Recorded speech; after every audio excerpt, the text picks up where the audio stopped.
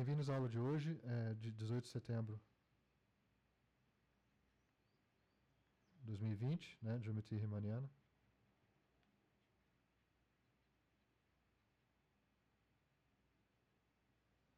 Do professor Fabri. Ok? Então essa é a folha 1, tá bom? Essa deve ser lá pela aula 10, mais ou menos, né? E o que a gente vai ver hoje...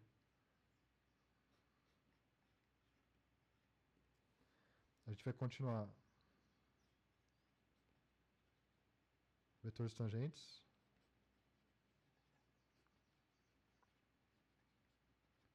Né? E aí você vai ver dois objetos que é importante saber em termos de linguagem, pelo menos, que é o espaço tangente.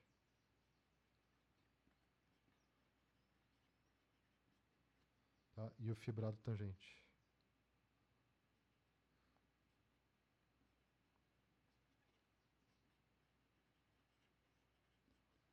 Ok? E para isso a gente tem que o foco nosso é vetor, mas aí a gente vai ter o diferencial também, né?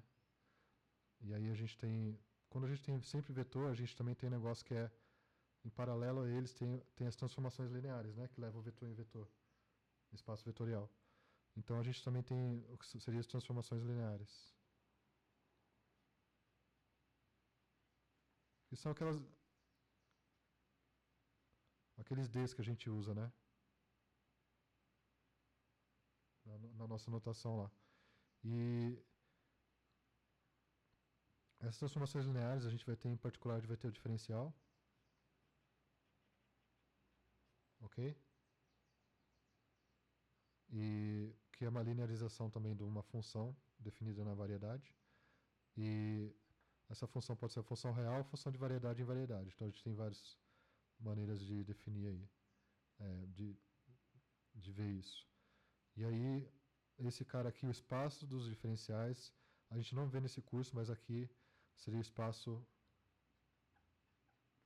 cotangente. Tá? E aí tem um negócio que chama fibrado cotangente.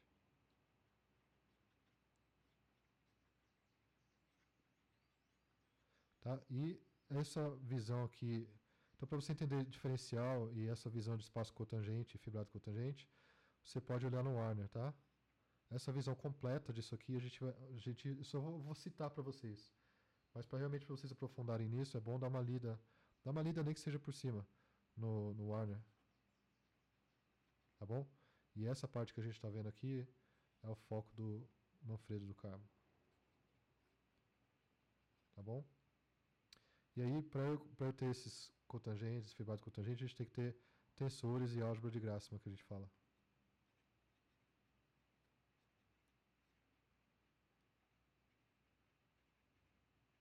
Tá? Esse Grassmann, dá uma lida na bibliografia dele, é bem legal. Na biografia, né? E, então, assim, o que acontece? Se a gente olhar aqui nos livros,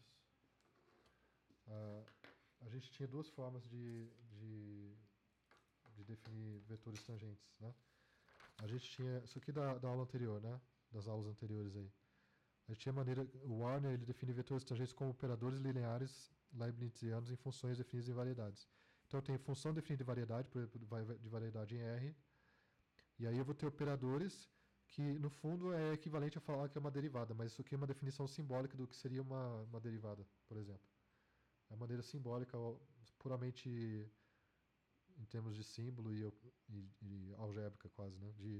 De ver o que seria uma derivada, tá? Sem você pensar em números, em épsilons e deltas. Só pensa que são operadores lineares, né? A derivada de uma função. Se eu pensar que V é uma derivada, é um operador de derivada, então V aplicado a uma soma de funções é a soma dos V's, das derivadas. A derivada do produto obedece à regra de Leibniz. Ok? Então, se você abstrair isso aqui e usar simplesmente operacionalmente é, esse, esses conceitos, a gente consegue definir o que seria uma derivada. E aí os vetores tangentes para a gente, eles serão essas derivadas direcionais, basicamente. São associadas a derivadas direcionais. Então é uma maneira de modelar, tá? E eu peço que vocês revisem as últimas aulas para pegar os conceitos. A gente vai ter que andar um pouco mais rápido aqui, ok? E a outra maneira, né, então esse é do Warner, a maneira do Karma de fazer era eu pegar curvas, então isso aqui da outra aula também, pegar curvas e eu vou ter curvas curvas é o contrário de função, né? Função vai da variedade em R, a curva vai de R na variedade. E aí eu tenho essa curva, que é uma função que eu vou andar no R aqui, ela vai estar caminhando aqui, esses pontinhos vão estar caminhando na variedade.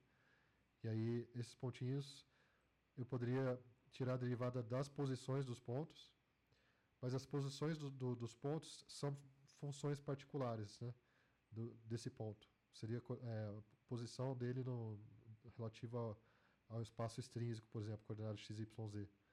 Então, se eu pensar só no ponto, né, e não nessas funções específicas, que seria a posição dele no espaço extrínseco, então eu consigo ainda definir um vetor tangente que seria essa setinha preta aqui, que seria conceitualmente como se fosse um vetor tangente ao longo da variedade que não sai dela. E para a gente, o jeito de pensar nisso, a gente vai chegar ao fato de que essa tangente nada mais é que eu usar essa curva, que tem uma curva, né, aqui na variedade, usar essa curva para derivar funções. Ok?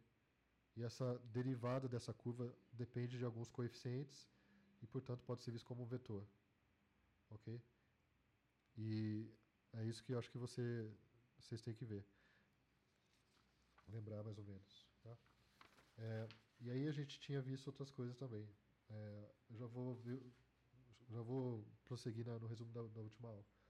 Mas o que eu queria só falar um pouco aqui, a gente estava vendo dessa diferença das duas definições, né, simbólica e por curvas. Uma que é usada mais pelo Durkheim e outra pelo livro do Warner. E eu falei que esses dois livros são como se fossem livros irmãos, tá? Eles são espelhos um do outro. Então, se você olhar o livro do Durkheim, ele é mais geométrico e menos maquinário, né? Ele usa bastante maquinário, mas a complexidade dele é toda geométrica. E o Warner tem essas coisas mais algébricas misturado no meio e de análise funcional também. Então, se você quiser seguir os dois, eles são espelho um do outro, basicamente. Se você dá uma olhada aqui no comecinho do... A gente está mais ou menos aqui, ó, no livro do Carmo. Você dá uma olhada aqui no comecinho dele, né? Ele começa aqui, introdução, aí tem definição de variedade, espaço tangente, tá? Aí tem aquele exemplo de espaço projetivo, aí vem aqui, e aí tem aqui as coisas de espaço tangente. Se a gente chegar aqui depois aqui, a gente vai ver que ele vai entrar aqui no espaço tangente, e aí lá para frente ele entra ele vai entrar aqui em imersões e mergulhos, que a gente der tempo a gente fala hoje também, e aqui no fibrado tangente. Tá? Agora, para você aprofundar e realmente entender, é bom você ler junto com o Warner. Só que o Warner é bem mais difícil de entender. Eu acho que talvez com as minhas dicas dê para você seguir um pouco o estilo do Warner, mas ele é bem mais... Eu acho que ele é visto no segundo curso que a gente fala aqui no IPRJ, que é variedades diferenciáveis. Tá? Mas já dá para você começar a entender um pouco ele. Se você pegar o Warner, o primeiro capítulo dele segue muito parecido. Tá? Na verdade, como se ele trabalhou junto com o Manfredo Revisor, trabalhou junto. Então é como se eles tivessem trabalhado juntos, tá certo? Começa com as mesmas coisas, definição de variedade, ok? E aí tem aqui os exemplos de variedade, tipo aquele do espaço projetivo. Isso aqui a gente vai ver. E aí vem aqui, vetores tangentes diferenciais, ok? E aí o jeito dele fazer essa parte, conceitualmente, é a melhor, assim, ajuda muito você a entender conceitualmente e algebricamente. Mas é bom passar pelo Manfredo primeiro. O Manfredo você não perde foco da geometria. E aí tem essa parte que eu falei, da definição leibniziana lá, e simbólica. E aí é a mesma coisa que o Manfredo. Aí começa a ficar umas coisas bem técnicas aqui, que você pode pular essa parte, Só no curso de variedades que eu explico essas coisas de usar germes, né? E, e uma definição totalmente simbólica de série de Taylor, basicamente. Tá? E aí ele chega bem aqui na parte que é diferencial.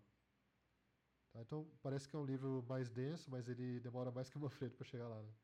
Ele demora mais para chegar nessas coisas. E aí quando você vem no diferencial, é a mesma coisa. Você vê espaço tangente, aí tem fibrado, tá vendo? Mesma coisa, mas é mais bonitinha. Assim, demora mais para você chegar, mas a hora que você lê é bem mais bonitinha a definição de fibrado tangente que a gente vai ver. Então, assim, para você ver uma coesão completa da teoria, tem que ser no Warner. Tá? E aí, essa parte de imersão e mergulho também, tá bom? A gente tratar, é bom você seguir aqui também e tentar ver pelo menos o que você consegue entender. Não vai conseguir entender tudo, mas é importante aí, ok? Bom, aí é igualzinho, tá? Aí você vai chegar aqui, ó. Você viu imersão, mergulho. Qual que é a próxima parte da matéria? Tá, eu estou frisando isso porque é impossível você entender tudo só com o Manfredo. E por outro lado também é impossível você ficar lendo o Warner nesse nível que vocês estão. Mas é importante você ter maturidade de que já pode dar uma olhadinha nele. Se você chegar aqui no próximo assunto seria campos vetoriais, ok? E aqui a parte mais bonitinha assim, em termos formais é no Warner. Tá? Mas a parte que vai mais rápida e mais geométrica é do Manfredo. Você chegar aqui, próxima coisa depois de fibrado tangente é espaço vetorial, porque é com o fibrado tangente que a gente define. E exatamente aqui, ok? Se a gente conseguir ser extremamente eficiente, a gente consegue acabar os 5 na segunda-feira, tá bom? E aí a gente acaba esse capítulo. Mas parece pouca coisa aqui em página, mas é muito profundo, tá certo? Muita coisa mesmo aqui tá envolvida. Muita coisa mesmo. Então e aí, além disso, não é a história completa. Você dobra isso, né? Para você entender completo, você tem que dar uma olhadinha aqui também no Warner também. Por que eu falo isso também? Porque às vezes a pessoa fica frustrada que veio aqui para aprender um monte de técnica nova e coisa interessante. E aí o Manfredo ele faz de um jeito que você, tudo bem, beleza, mas eu queria aprender algumas técnicas mais avançadas. Não, é só você ler ao mesmo tempo. São visões diferentes da mesma coisa. Eu acho que com a minha ajuda ou tirando dúvidas, vocês conseguem dar uma olhadinha complementada com o Warner. Mas para compreender o Warner completamente é só no curso de variedade algébrica. Então, só lembrando aqui, na aula passada também, nas aulas passadas, a gente depois que falou das duas maneiras de definir espaço tangente, a gente tinha falado aqui rapidamente, né, de vetores tangentes a variedades, que antes disso a gente tinha que falar aquelas funções diferenciáveis em variedade, que eu tinha aquele psi entre as duas variedades, e ela é diferenciável. Então, olha aquela notação mestra sempre, tá? Para lembrar disso aqui. Eu sempre tenho que expressar ela eu tenho dois espaços simbólicos, que seriam as variedades, ou algum problema geométrico concreto que eu estou trabalhando. Aí tem que primeiro transformar em coordenadas. De alguma forma, eu defino alguma maneira de transformar em coordenadas. Aí essa psi vai estar expressa com essa composição em termos de números, de Rn e Rm, ou Rd1 e Rd2. Tá? E quando eu expresso ela em termos de números, numa vizinhança U, se isso aqui for diferenciável, então a psi, em todas as vizinhanças, então a psi vai ser diferenciável. Tá? Então aqui a parte formal a gente já viu. E é isso que seria a variedade, que seria psi ser diferenciável. E aí a gente precisa disso, porque o truque nosso sempre de vetores tangentes é mexer com isso. A gente viu que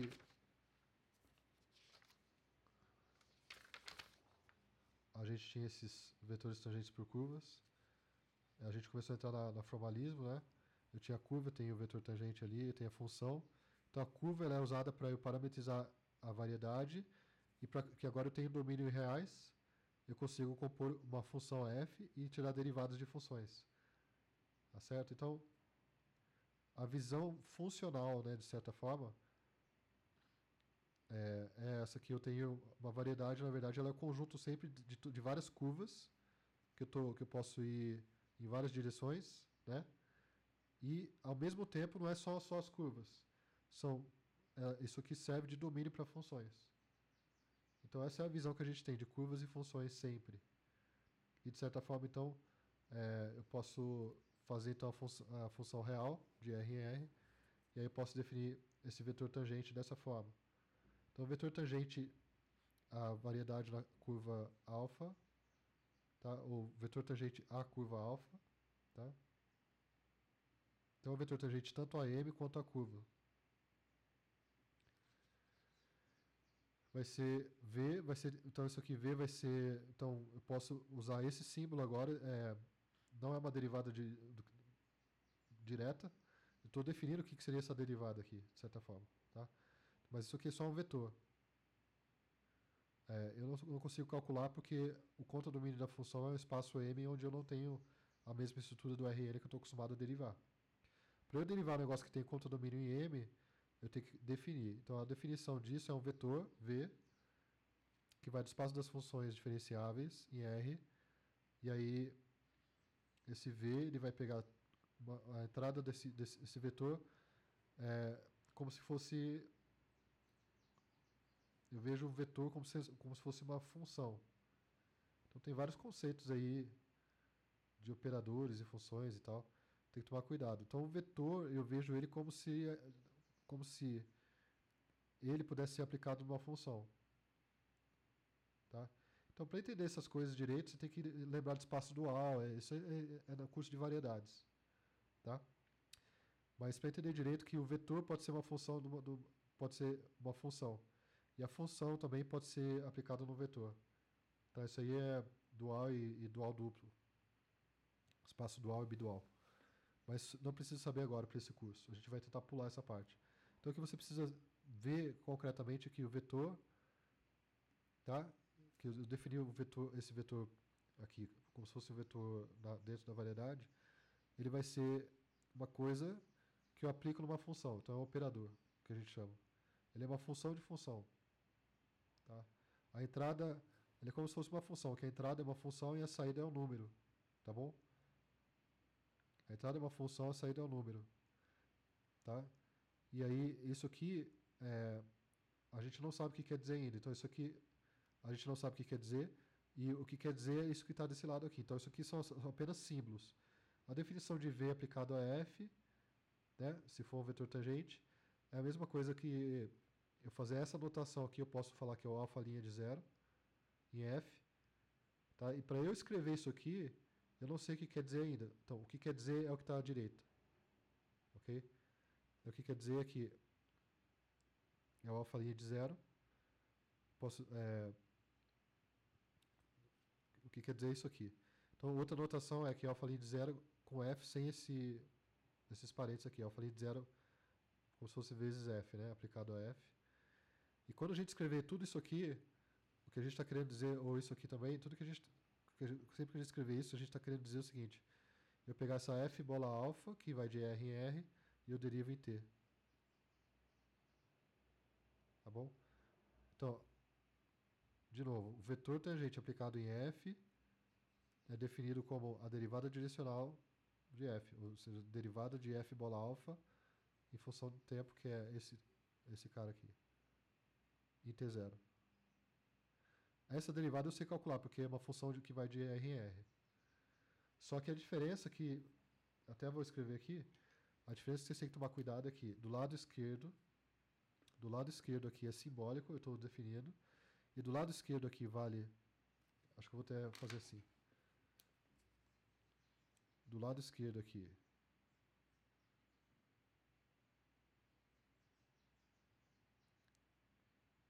vale para M inteiro, são notações globais. Daqui para cá são notações globais, e daqui para cá é uma notação local, tem que escolher uma vizinhança.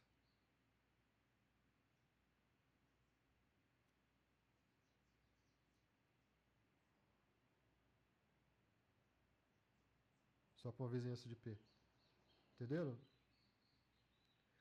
Então, quando eu uso essa notação simbólica, ela é legal porque eu consigo falar de derivadas direcionais ou de vetores sem escolher uma vizinhança, porque essa variedade ela é só definida por vizinhança, né? Tem várias vizinhanças e vários sistemas de coordenadas. Mas o lado esquerdo, quando eu escrevo isso, eu tenho que ter escolhido uma coordenada, tá bom? Então, muito dessa teoria e dessa linguagem é para eu conseguir me expressar sem precisar ficar escolhendo coordenada. E aí, vetor tangente V em M, então ele é, né, no ponto M, aqui eu falei P, né, mas eu escrevi M ali, né?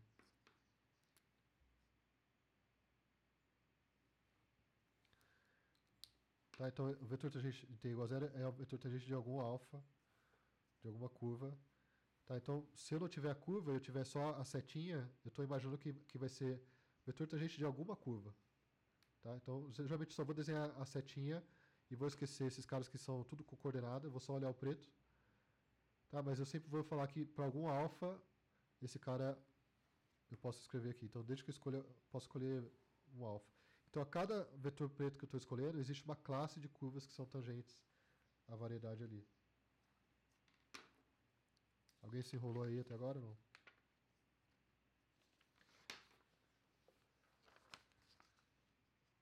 E aí Tá a tudo gente bem, fez. Oi? tá tudo bem, pode prosseguir.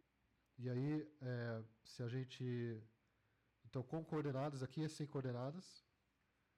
Né? E aí, quando a gente coloca coordenadas, a partir da. É isso que eu escrevi aqui localmente. Quando eu coloco coordenadas, aí eu vou ter que colocar os x's ali. Que são as coordenadas que eu tenho naquela vizinhança. Então, às vezes, eu até consigo escrever isso aqui, né, se eu tomar cuidado, sem ser uma vizinhança, mas sempre tem uma vizinhançazinha que eu estou escolhendo do alfa ali. Né? Então, é quando eu escolho uma coordenada, eu posso colocar as coordenadas aqui. Então, f bola alfa, posso colocar entre o f e o alfa, colocar o x bola x menos 1, que é exatamente a mesma coisa.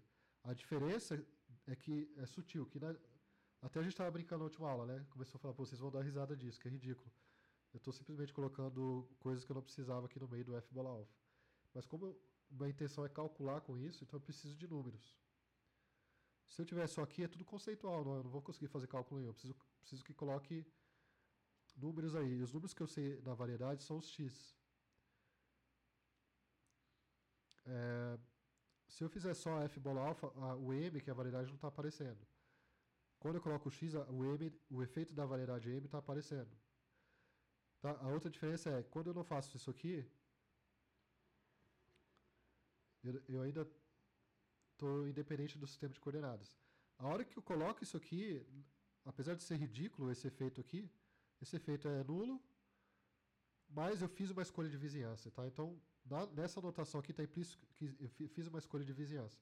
Então, a partir daqui, tudo é local. Tudo é raciocínio local. Então, é isso que tem que ficar claro, senão a pessoa acha que é a mesma coisa. Ó, aqui, então, é raciocínio local, que é a mesma coisa se eu usar aquela anotação de x e φ, né, vai ser φ. Posso escrever da mesma forma, só reescrevendo com o mesmo símbolo. E aí, o legal é que eu posso estar esse f bola φ menos 1, apesar disso aqui ser totalmente inócuo, posso interpretar esse cara aqui como sendo a expressão de f nas coordenadas φ ou x. E esse aqui é a expressão de alfa em coordenadas. Tá? Então, isso aqui é como se fosse um f chapéu assim, que seria numérico.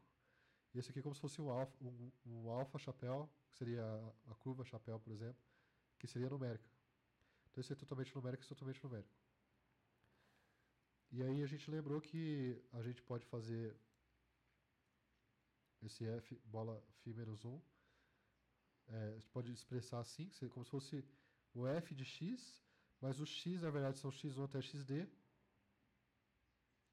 Né? Ó, lembrando do x aqui. E aí cada x1 até xd depende de m também.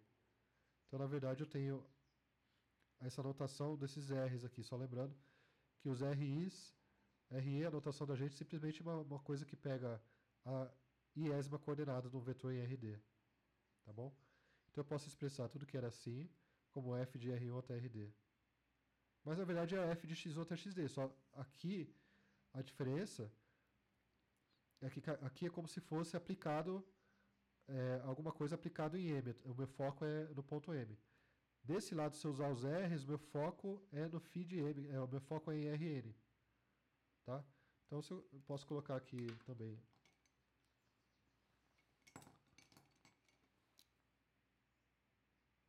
Essa notaçãozinha aqui, já que a gente está revisando. Isso aqui é o foco dele, dessa notação.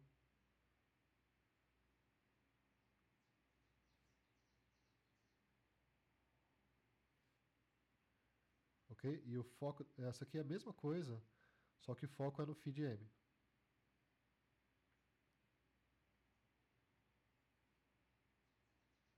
Tá?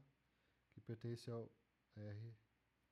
Está usando a notação, aquela notação mestra, e eu estou puxando mais para o Warner aqui, tá? Então, quando for ler o Manfredo, você pode mudar para N, mas o legal dessa notação, se você for olhar o Warner, que nem eu falei, você consegue mapear as notações.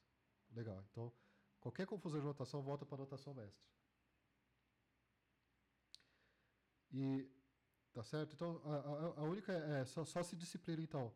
Quando você for escrever a função do x, você escreve desse jeito. Quando for escrever as funções, a função, como se fosse daqui para cá, né? Do Rn para R, você usa os R's, os Rzinhos. Ok? Isso é uma coisa legal.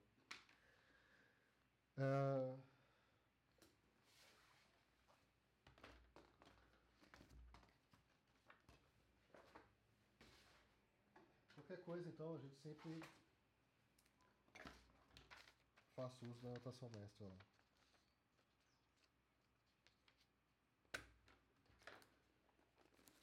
Só para registrar no vídeo, tem um outro vídeo que a gente olhou essa notação mestra aqui, né? Que você tem todas as notações, isso aí tá tudo animado no outro vídeo direitinho para quem quiser lembrar. Ok?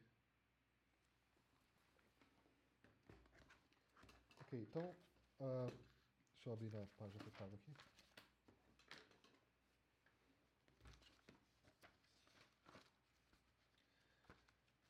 Ok.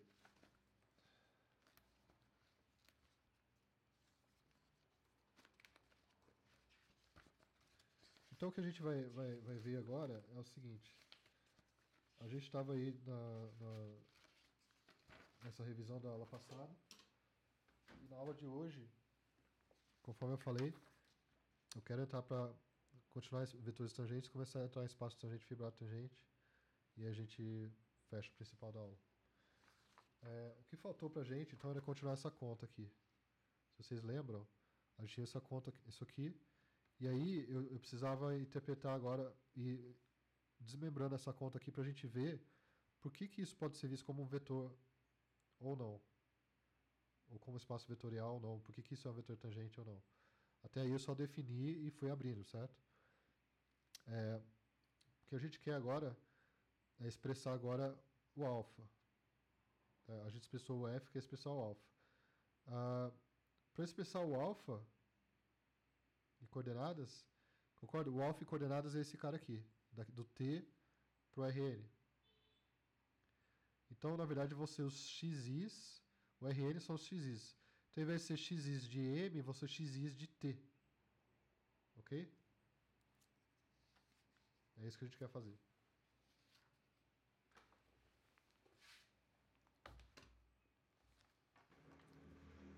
Professor, o alfa não vai para variedade, não?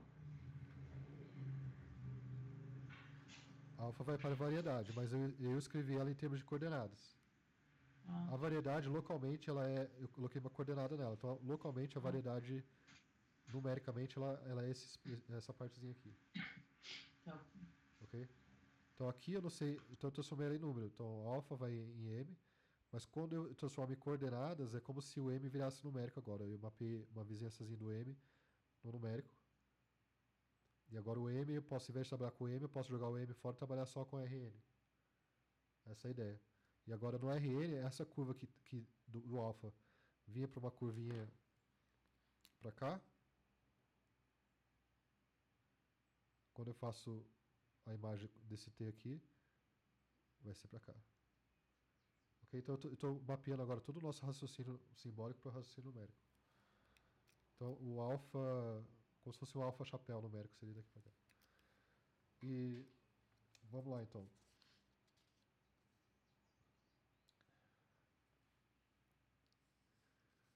Então continuando ali. A gente tinha então. Vamos escrever aqui, alfa de t. Esse aqui era como se fosse o f numérico. Seria o f de x. Né? Porque a gente está acostumado a trabalhar com f de x, não é f de p, f de m, certo? Isso que essa notação sugere. F de x é isso aqui. Alfa de t, vamos lá. Eu faço φ bola alfa, igual eu fiz aqui.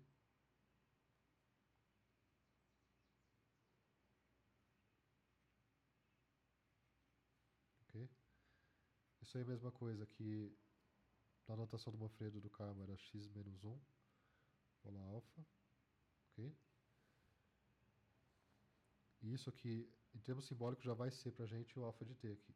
Só a composição já deu pra gente x1, mas aí até aí eu só estou reescrevendo o que a gente já falou.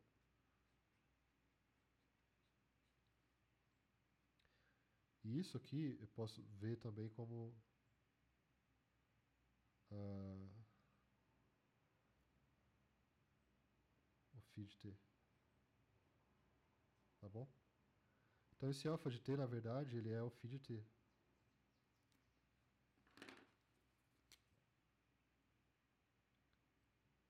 Te expressa como sendo φ de t.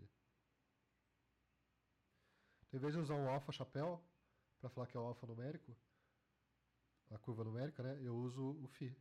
Tá bom? Então, φ de t já é pra gente. Não precisa introduzir nenhum símbolo novo, alfa chapéu, ele já é a curva. Tá? E isso aqui é a expressão. Deixa eu ver aqui.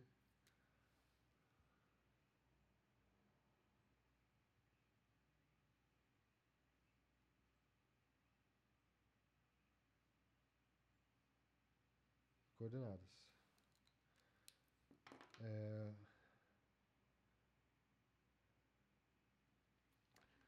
Se você lembrar, quando eu faço f bola alfa, tá? Isso aqui é, no fundo, é f de alfa de t. Tá?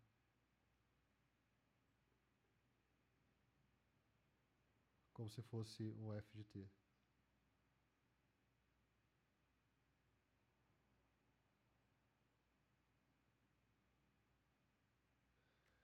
Ok? Tá. Agora,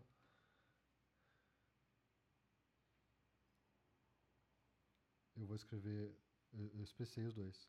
Agora o que eu quero entrar é nessa derivada aqui, ver se ela é, como é que eu vejo como um espaço vetorial, um vetor, alguma coisa. Então, daqui, eu volto e uso essas expressões aqui que eu acabei de fazer. Estou simulando aquelas lousas grandonas lá que esse pessoal tem. Aí, então eu tenho o F, então aqui é o 2, né? Aqui é a continuação desse aqui. Então, aqui é o 2 do 18 de setembro. Tá? Aqui era o 3 do 2 de setembro, que seria como se fosse 4.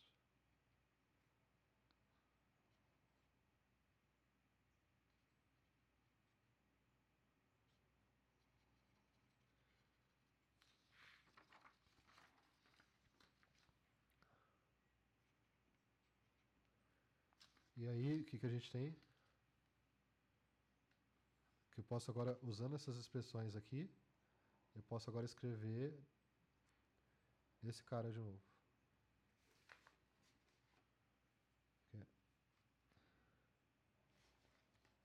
Deixar esses dois aí. Aqui é o F, bola, firme.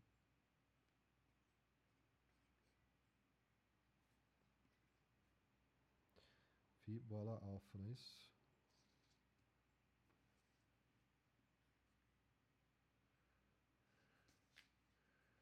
Isso vai ser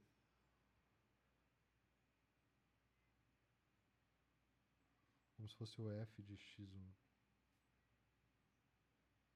de t, xd de t.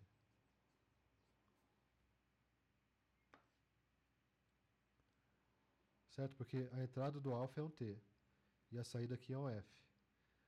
Tá? E aí eu tenho, como esses aqui são os x, né? São os φ, são x, então eu posso escrever assim também. É outra forma de escrever.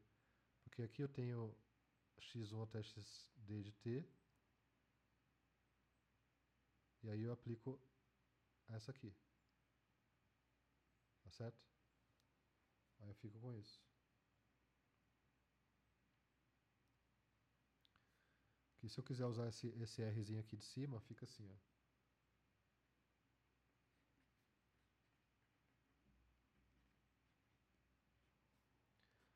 Em φ de t.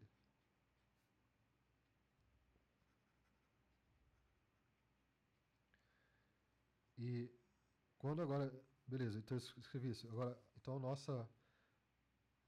essa nossa definição desse operador, né, dessa derivada direcional, que seria um operador em funções...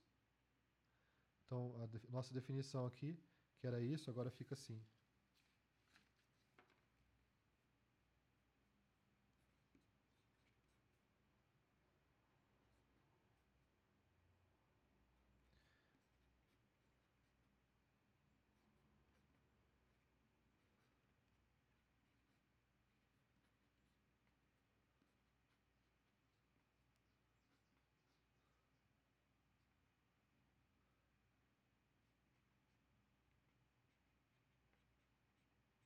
Ok?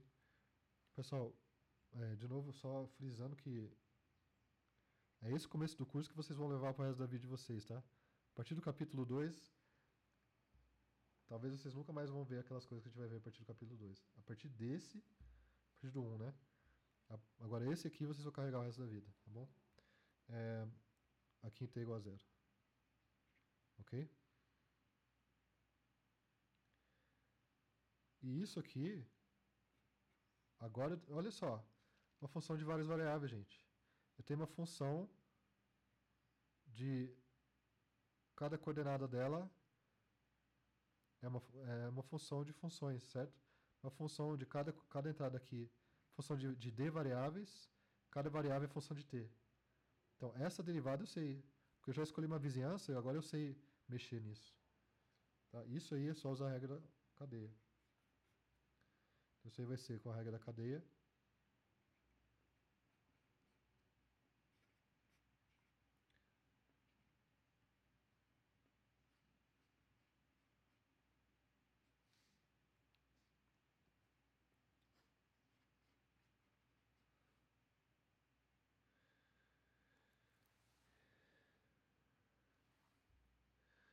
Quando eu faço, então, esse del RI, por que eu uso essa notação RI aqui e não del XI? Tá? Por essa convenção aqui, tá? E quando eu faço a derivada desse jeito, ela é assim. Então, vamos só ver a convenção que tem a ver com del XI. Tá? Só precisam confundir. Mas é isso aí, eu derivo cada uma, somo e faço com a derivada parcial desse cara aqui.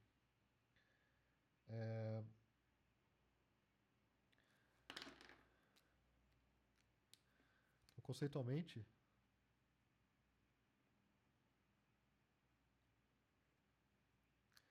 eu tenho o seguinte, ó. Se eu quiser usar o del xi, que eu já estou acostumado, faço del xi aplicado. Eu estou fazendo assim, ó, com esses parênteses, como se fosse um operador aplicado, só para enfatizar isso. Operador aplicado a f. A gente pode definir, né, com essa que a gente já está acostumado, del xi, como sendo, com esse RI aí, fica assim, ó.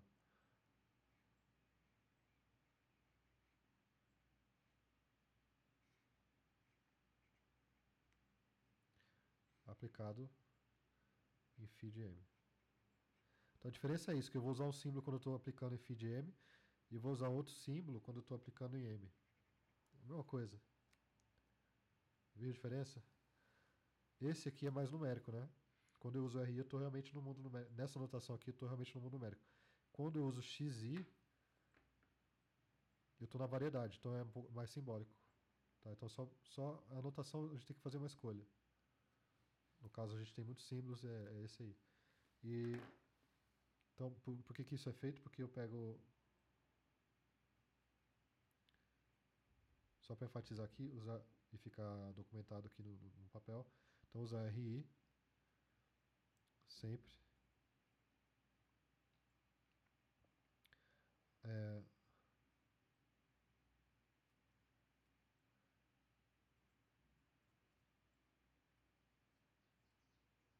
Sempre que lidamos com funções.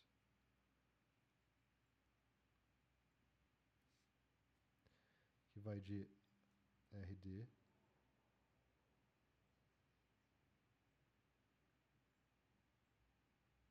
em R. Tá? E aí isso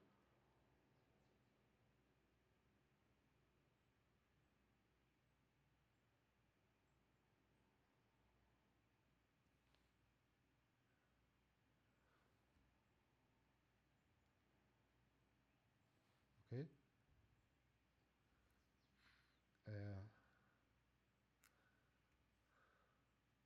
Eu vou fazer um negócio aqui para ficar só separado.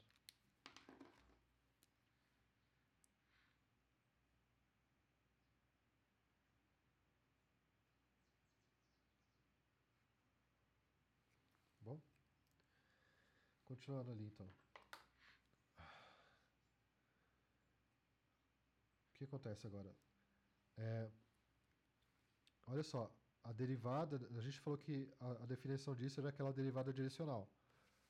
A definição de eu fazer um vetor que eu nem sei o que é, estou definindo ele. Ele vai ser um operador para a gente. Por que ele é vetor ainda, a gente não sabe. A gente só sabe até agora que ele é um operador. E esse operador é definido por essa derivada direcional, simbolicamente, que na hora que você... Simbolicamente não, em termos de uma curva, né? E a hora que a gente vai em termos de coordenadas, fica assim. E a hora que a gente expande essa parte de coordenadas, fica assim. Então, essa derivada direcional de f, usando esse operador, fica desse jeito. Então, note que a gente já vou escrever isso. Eu já vou escrever o que eu estou falando, tá? Mas qualquer derivada direcional de f em qualquer direção que eu quiser, é só eu colocar coeficientes aqui, números aqui nesse lugar. Eu tenho coeficientes de operadores del RI. A Juliana caiu? Estou aqui, professor. Tá. Entendeu? Então eu consigo definir a derivada qualquer derivada direcional em termos de derivadas direcionais também, mas nas direções de coordenada. Ou seja, qualquer derivada direcional ela é combinação linear de outras. Então, pelo menos no sentido algébrico de definição de espaço vetorial, como isso é combinação linear, isso aqui são números, né? Eu consigo d números e expressar como uma base, que seria o del RI. Então, isso, no espaço vetorial das operadores que são diferenciáveis, isto é um vetor daquele espaço. Esse vetor dizendo em termos de álgebra linear abstrata mesmo, de espaço vetorial, axiomático. Daí a ser um vetor geométrico, dá para modelar também, mas o legal é que fazendo dessa forma é completamente... Eu consigo, essa definição que a gente tem, eu consigo raciocinar e pensar e manipular ela com bastante habilidade e com bastante frutos. E só a hora que eu precisar realmente deixar um negócio concreto, fazer um programa de computador, eu coloco o X, eu coloco a coordenada. E aí eu consigo mexer com isso aqui. Tá, então, o Manfredo do Carmo aqui não é totalmente simbólico, porque ele precisou ir para uma coordenada hipotética, que são x's, para demonstrar que isso é um vetor. Que existe que existe umas bases, que são os dels RIs, e isso é um vetor. Então, para fazer mais simbólico ainda é o Warner, tá bom? E aí que entra o maquinário, é uma coisa que foi descoberta recente, dos anos 60 para cá. E anos 60 é muito recente para matemática. Se você, então, vamos tentar escrever um pouco o que a gente está falando aqui. Eu tenho, então, eu tenho os xis. O que são os xis? Volta ali, ó. Xis são funções de M. Mas se eu fizer os xi são funções, da mesma forma que o f é uma função real que vai dar variedade nos reais, o xi também é uma função real em particular, concorda? Mas é uma que eu escolhi na mão, eu fui lá e escolhi o sistema de coordenadas. Então o xi também ele vai dar variedade no R, né? Cada xi vai dar variedade no R. Então os xi são funções particulares que eu escolhi, como se fosse base de funções, quase, tá? Então os xis são algumas funções particulares que eu escolhi. Elas, se eu compor com o alfa, eu fico com xi de t. Tá? E o xi de t eu posso expressar, uma maneira de escrever ela é eu fazer o RI, que é aquela função que pega a iésima coordenada do RD, e compõe com a φ de t. Tá? E isso aqui vai ser RI de φ. Φ de t era o alfa, lembra? Que na verdade é o φ de alfa de t. Então tomar cuidado que a gente abusa a notação direto disso aqui, tá? Então, estritamente falando, essa φ aqui, ela não é função de t. Eu teria que compor com alfa para ela virar função de t. Mas quando eu faço φ bola alfa, eu chamo de φ também, só que é um argumento t. Então tem que ter um pouco de maturidade nessa teoria que depende do contexto e depende do argumento, qual é a função concreta que eu estou trabalhando. Tá? Eu vou abusar a notação muitas vezes nessa teoria. E aí eu tenho aqui, se eu tirar, em particular se eu pegar essa curva, tá? Então isso aqui é uma curva.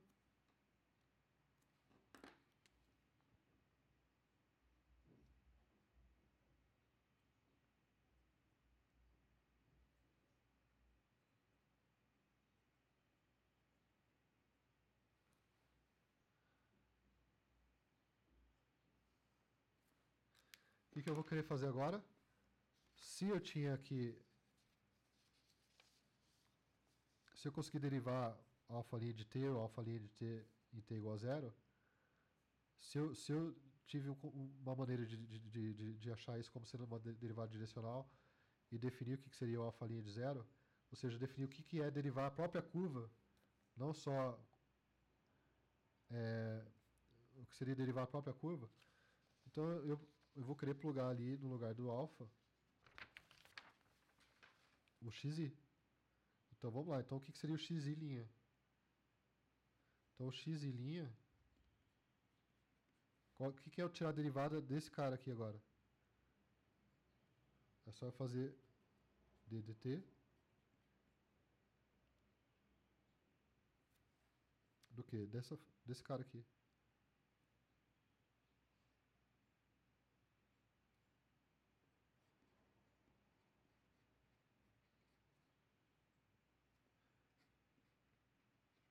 Ok? Claro? Próxima coisa.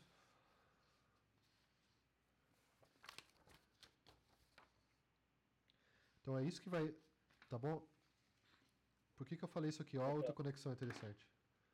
Outra conexão. Derivada em t igual a zero. T igual a zero. Então eu vou colocar aqui... T igual a zero. Mas Eu vou colocar aqui, ó. Eu vou colocar aqui pra você dessa forma, assim, ó. Certo. E vou colocar assim, ó. Que é em t, tá? Então pensa em t, só que aqui eu tô só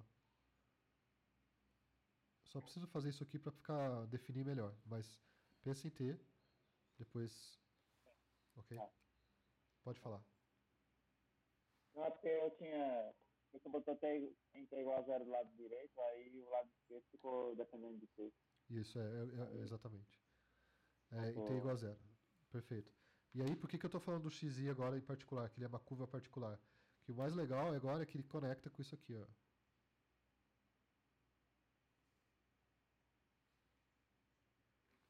Ok? Então, o alfa aí, se eu pegar uma curva arbitrária agora, que não é uma curva de coordenadas, que a gente chama, uma curva arbitrária, essa curva arbitrária, o vetor tangente pode ser expresso como uma combinação linear dos vetores tangentes dos xis. E esse xi agora, olha só, é uma curva concreta mesmo. Olha, eu pego, vamos fazer isso com calma aqui. Eu pego, olha só o xi de t. O x, ele vai de m aqui, e o x de t vai daqui para cá. E o x de t são as curvas coordenadas que eu tenho aqui. São as curvas coordenadas aqui. Então, eu estou em RD, certo?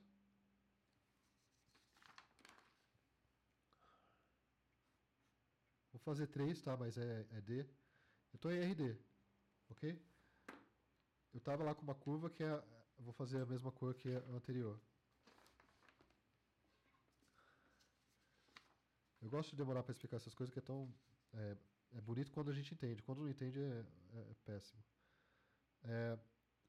Então, quando a gente está aqui com...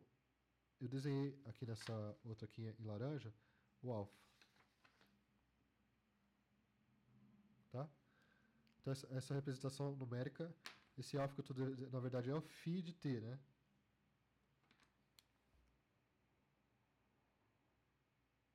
Tá? Vai ser o φ de t. É o alfa numérico. Ok? E aí agora, eu venho aqui e falo o seguinte, ó, mas eu tenho outras curvas também. Esse aqui, essa curva aqui, ela vai passar do ponto... Que ponto que ela passa?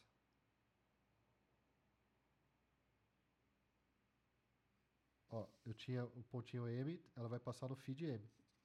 Esse ponto do meio ali que eu desenhei. Esse cara aqui eu vou até desenhar em preto. Esse aqui é o φ de M.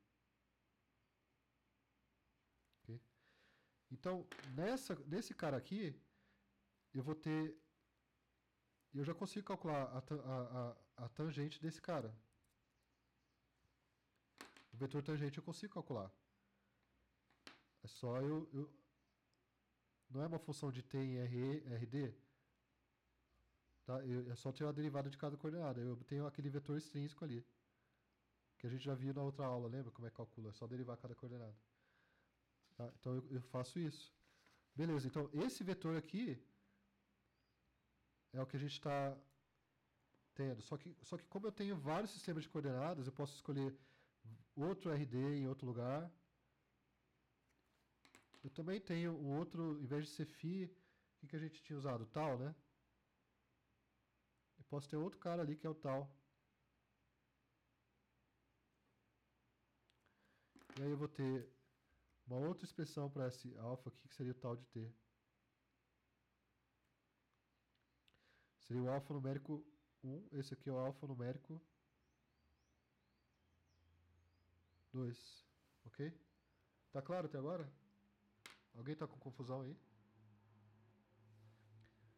Quero que vocês entendam legal. Só falta eu ter paciência de explicar e ninguém entender. Né? E aí, esse cara, eu também posso tirar outro vetor tangente.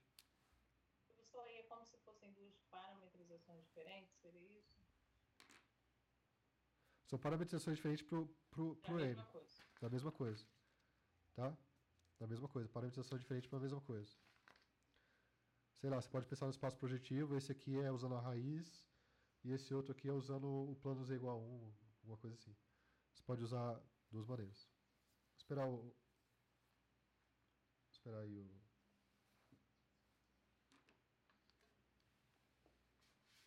Tá, beleza. Ok? E aí, o que eu tenho?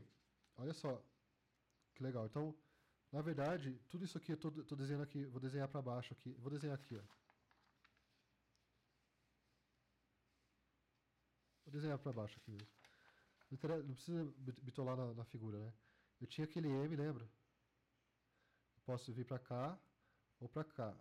para cá é o φ, para cá é o tal. Ok? E o que eu estou fazendo é pegando o ponto M e pegando vizinhança. Essa vizinhança aqui eu consigo. Pode ser uma vizinhança grande, lembra? Não tem problema. E essa outra eu consigo fazer aqui. Tá bom? E aí eu tenho, no espaço comum, eu vou ter um carinha ali, que é um aberto que mapeia nos dois. E nesse aberto para esse aberto é diffeomórfico. Então, o que acontece agora? Eu estraguei a figura ali porque não tem problema. O legal... Cadê o... outra caneta aqui. É que eu posso expressar... Então, o que eu quero é definir o vetor tangente à curva aqui, ó. Eu queria pegar aqui e definir o vetor tangente que a gente falou que é o vetor tangente curvo, como se fosse o vetor tangente curvo.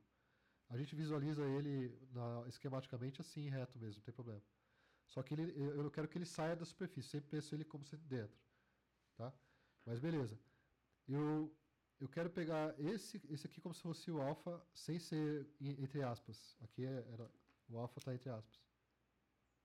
Eu quero pegar esse alfa e definir o que seria o alfa linha, tá? Em M. Tá? Eu usei 0, mas é como se fosse o alfa linha em M mesmo. O 0 é uma coisa arbitrária, certo? Eu quero definir como se fosse o alfa linha de T ali. Não, pode escrever T mesmo, não tem problema. Aqui a gente zera ali, tá? Mas eu quero definir alfa linha de T. Como se fosse aqui. Mas eu não consigo derivar esse cara porque para eu derivar as coordenadas do ponto, eu tenho várias coordenadas. Não é igual quando a gente tem uma curva só em R lá, que eu tenho só aquelas coordenadas, eu não tenho outras. E aí eu só tenho um vetor tangente quando eu tiro a derivada. Esse cara, esse vetor aqui, na verdade, eu posso calcular as derivadas usando esse sistema de coordenadas, esse sistema de coordenadas. E para esse sistema de coordenadas, o vetor tangente vai ter essa representação. E para esse outro sistema de coordenadas, o vetor tangente vai ter essa outra representação. Então o que eu preciso é, como eu tenho vários sistemas de coordenadas, eu preciso de uma representação que seja comum a todas elas. Então esse é o nosso alfa linha de T. Tá bom? E aí, para ser comum a todas elas, eu defino ele como sendo um operador de derivada direcional, porque sendo derivada direcional, por causa da própria linearidade da derivada e da função composta, eu tenho essa propriedade de espaço vetorial e funciona legal. Que, na verdade, essa definição funciona legal porque ela degenera para a derivada simples que eu já tinha, quando eu uso um sistema de coordenadas um ou outro, tá certo? Quando eu tenho esse sistema de coordenadas, é só tirar a derivada de qualquer um. Tá bom? Então assim, é como se fosse uma... Para quem é... A Juliana está entrando em reconstrução 3D, e talvez o Kleber se interesse também. Reconstrução 3D, ou reconstrução ND, tá? É como se eu tivesse, assim, eu tenho um objeto que é objeto real, e eu tenho fotos dele. São fotos, tá certo? Ou seja, são várias representações numéricas ou fotos diferentes do mesmo cara. Então, como se eu estivesse olhando de vários ângulos e eu quero reconstruir aquele cara. Então, se eu tivesse só uma representação numérica da variedade no computador, eu não teria... O computador não tem isso. O computador teria só essa parte numérica. Então, a representação da variedade no computador é uma coisa bagunçada, que são vários sistemas de coordenadas juntos, conectando-os entre eles.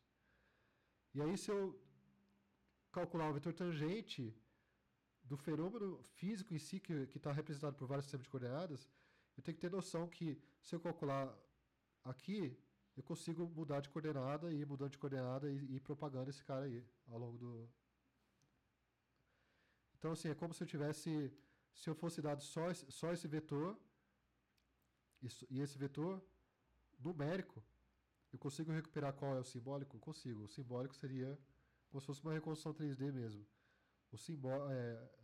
Existe, então, uma entidade, que eu desenho em azul aqui, pode ser esse de cima ou de baixo, tanto faz, é esquemático. Essa entidade chamada alfa linha de T, que representa toda uma classe de vários vetores tangentes, para vários sistemas de coordenadas. Então eu peguei um representante, e o jeito que eu defino ele é usando isso aqui. definição é essa, tá bom? A definição é, eu pego qualquer curva. Tá certo? Gente, isso aqui é paradigmático, é uma coisa importantíssima, importantíssima mesmo. Paradigmático mesmo. Quem sabe isso, quem sabe cálculo 1, consegue estudar física superior ou consegue modelar problemas do ensino superior. E quem sabe isso que eu acabei de falar, consegue entrar numa matemática muito mais avançada, tá certo?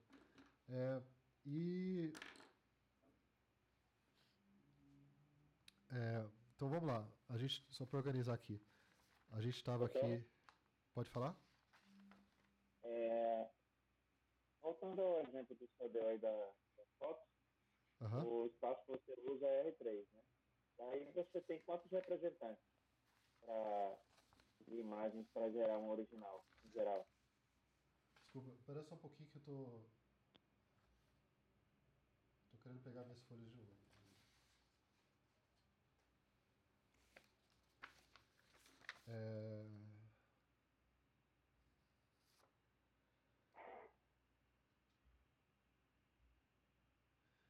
Eu acho que eu escrevi. Tá, não tá certo. Esse aqui é o anterior.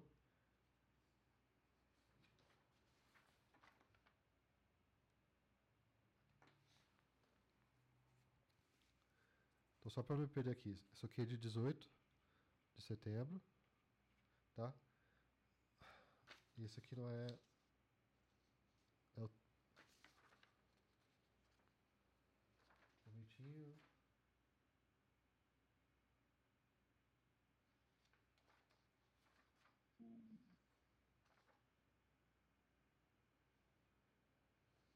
Tá, então é isso aqui mesmo. Esse aqui não é o 4, tá?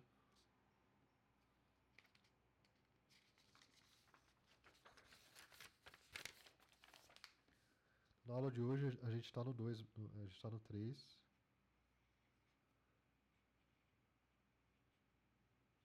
Tá bom?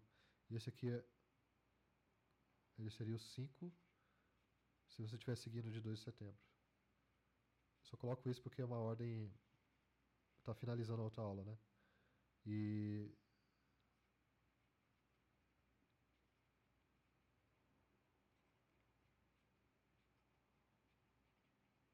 Ok?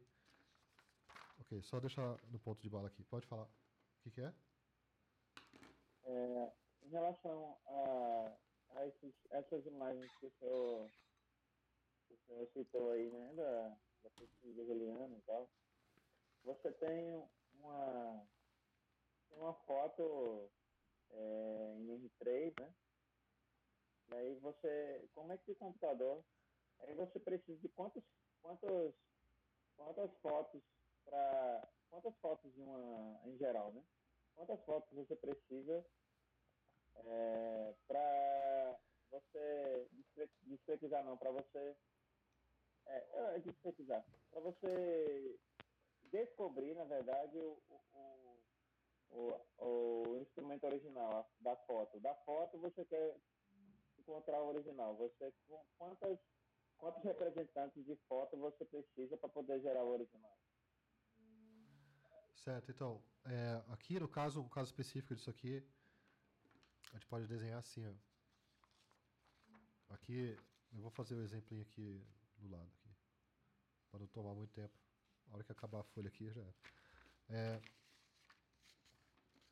Um exemplo disso aqui, né? Se eu tiver. Posso ter, assim, por exemplo, um objeto.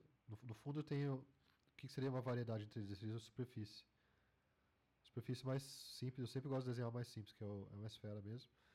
E aí eu estou tirando foto dela de alguns lugares, certo? Então esse seria o nosso M, certo? E aí, de certa forma, eu posso ter esse sistema de coordenadas para M, que seria. Posso inventar qualquer sistema de coordenadas para. Se for uma esfera, eu posso colocar um XYZ aqui e começar a fazer um monte de sistema de coordenadas. Mas eu já tenho dadas as fotos.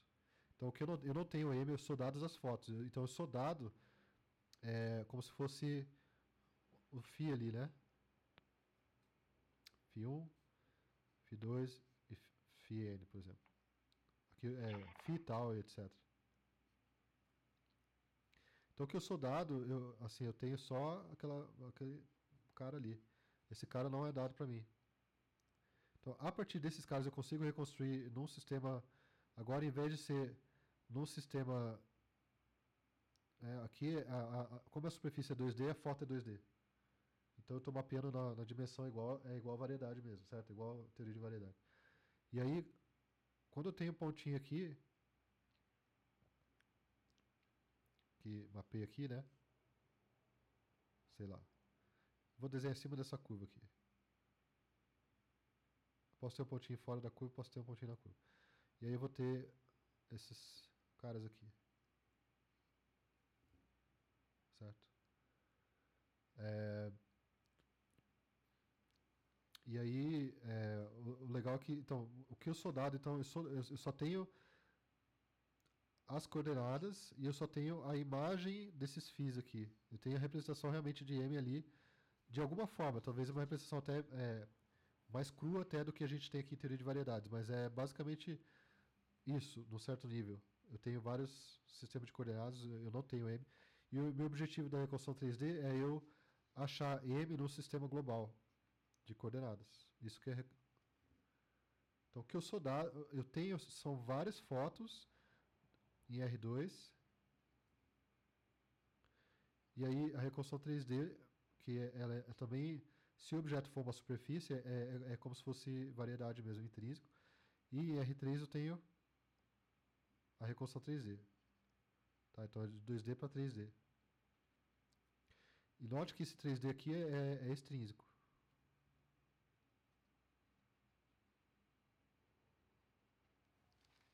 Certo? Então, de certa forma, é como se eu tenho só as parametrizações da variedade, agora eu quero traçar o gráfico da variedade. Como se fosse isso, reconstrução 3D. E aí, se eu tiver só dados esses caras, quais são as condições suficientes para eu reconstruir ela? Se eu tiver só ponto, e sempre assim, só duas já é suficiente. Então, dois sistemas de coordenadas já é suficiente para reconstruir um ponto ou um ponto numa curva. Tá bom? A diferença é que, na prática, eu não sei qual ponto vai com qual. Tá bom? E eu não sei também, eu não sei posicionar, o que eu vou ter que descobrir aqui é posicionar esse sistema de coordenadas dessa foto, que são os x que a gente viu, eu tenho que posicionar ele de certa forma em relação ao R3. Ou seja, existe uma rotação, translação que a Juliana já viu bastante, que posiciona essa foto em relação ao extrínseco. Tá bom? E aí, o lance da reconstrução 3D é não só eu tenho que achar o ponto 3D, mas eu tenho que achar também essas rotações e translações aqui. Tem para todos esses, rotação e translação desse. Então, ou seja, isso que eu chamo de configuração de câmeras, que são daqui para cá, e aqui para cá eu tenho outro RT. O espaço dessas rotações e translações são as configurações das câmeras. Ou seja, na verdade é o que relaciona como se fosse o φ1 bola φ2, né? É o que relaciona um com o outro. Tá, e agora se você quer fazer uma reconstrução 3D, qual é o problema da reconstrução 3D? Dados os x e y desses pontinhos, achar os x e y de cada ponto. Mas, além disso, tem que achar essas configurações também. É isso que a gente não pensa direito. Se essas configurações, a configuração de câmera já é dada, então eu preciso de só duas fotos. Tá claro? Se a configuração, se a posição relativa das fotos já é dada, eu só preciso de duas fotos para reconstruir um ponto. Mas ainda eu não dei, e ainda tem que dar outra coisa, que é que esse ponto nessa imagem corresponde a esse ponto nessa imagem. Sei lá, o nariz da pessoa nessa foto está nessa posição e o nariz dessa foto nessa posição, e eu sei que esse é o nariz e esse é o nariz. Então essa correspondência também é outro problema que talvez você também tenha que achar essa correspondência para fazer a reconstrução 3D. Então, mas dada a correspondência, que eu sei a correspondência do ponto desse chart, né, e o ponto desse chart, e dado que eu sei a configuração das câmeras, então eu preciso só de duas fotos. Aí você vai perguntar, mas e se eu não tiver a configuração das câmeras? Aí você vai precisando de mais coisa. Se eu não tiver a configuração das câmeras, eu preciso de duas fotos e 5 pontos para eu conseguir achar a configuração de câmera. Então, pelo menos 5 pontos em correspondência eu vou ter que ter. E aí, com isso, você mapeia a variedade inteira? Mapeia a variedade inteira que seja visível nessa vizinhança. Então, se eu tiver só 2 fotos, eu consigo reconstruir a variedade na vizinhança que é visível naquelas fotos. E se eu quiser ir mapeando... mais próximo da variedade vai ficar. Isso. Esse exemplo aqui é importante se alongar, delongar nele, que é importantíssimo. Qual foi a sua última coisa que você falou? Eu estou dizendo que você vai mapear essa vizinhança aqui, mas se você quiser mapear a variedade inteira, o M inteiro, basta você ter mais posições de câmera. Basta eu ter mais posições de câmeras, ok? Basta eu ter mais. E aí eu tenho que costurar isso bonitinho, que é exatamente isso o problema, tá bom? Isso pode ser feito também, não é só de R3 e R2, mas em R10.000 para R3, por exemplo. O R3 seria ângulos, né? E R10.000 seria uma foto. Então eu posso até... Assim, tem vários outros tipos de... Aqui seria o rosto de uma pessoa girando e aqui seria um vídeo. Ou eu posso ter dados em, sei lá, 10.000 números, e dados de 10.000 números, e eu quero achar padrões ali dentro. Então, machine learning, tá? Então, se eu usar isso aqui em dimensão mais alta, é machine learning. Posso usar isso para comprimir dado, para... Beleza. O que eu acho que consigo resolver qualquer problema, não só a reconstrução 3D, mas qualquer problema científico quase, você pode ver como se fosse esse problema.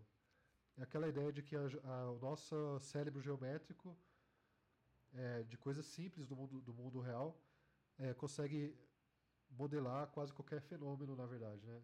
Qualquer fenômeno abstrato, na verdade, você pode mapear geometricamente. É uma hipótese, né?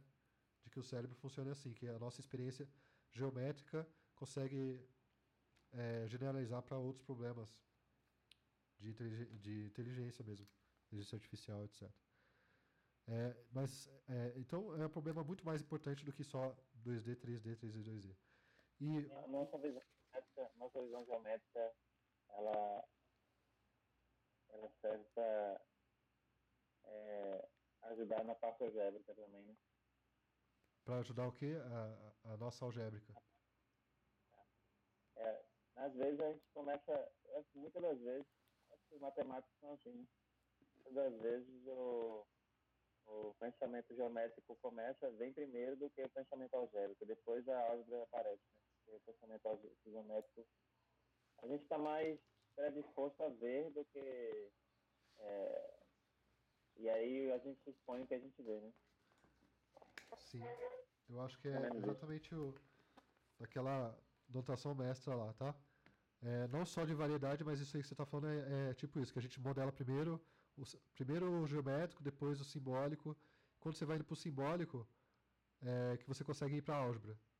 Então, nessa visão aqui, que é totalmente centrada na geometria, você pode partir da álgebra também, concorda?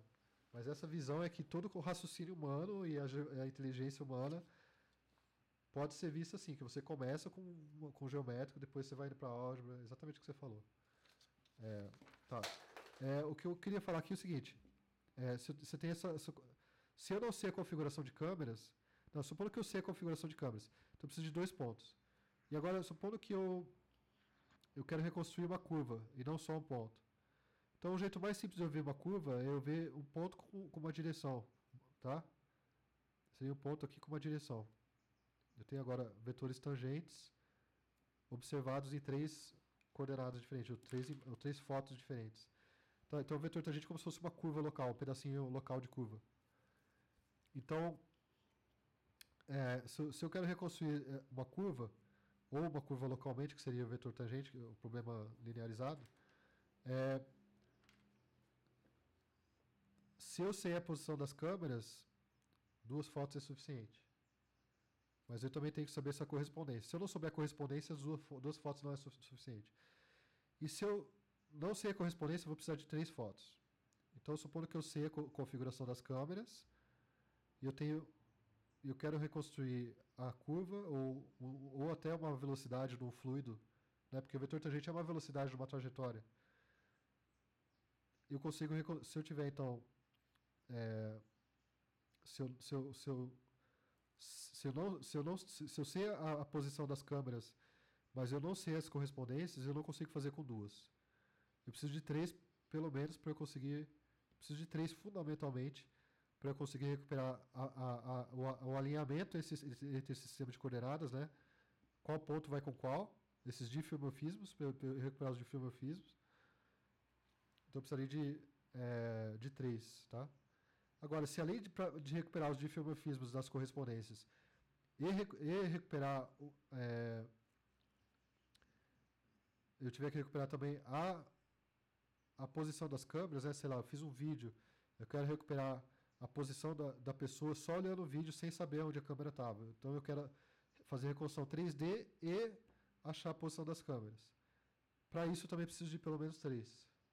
E esse de 3 é o paper do David, que vocês conhecem, tá? Que recupera o David aqui. Tá? CVPR 2020. Tá? Pinho, né? Esse paper aqui, você consegue reconstruir a curva. Então, eu consigo reconstruir a curva inteira, eu consigo reconstruir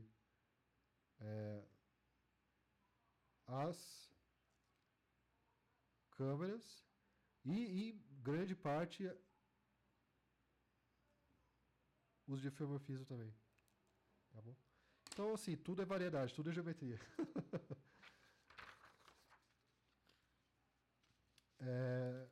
O que mais que a gente tem para falar aqui? Eu só queria finalizar para vocês, eu sei que a gente, é 11h30 agora, tá? Vamos só finalizar aqui.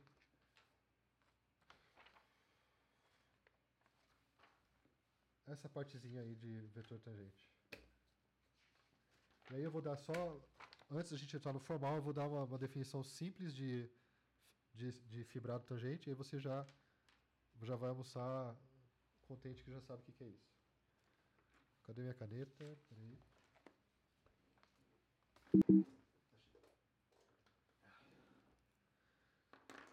Certo. Então, olha só.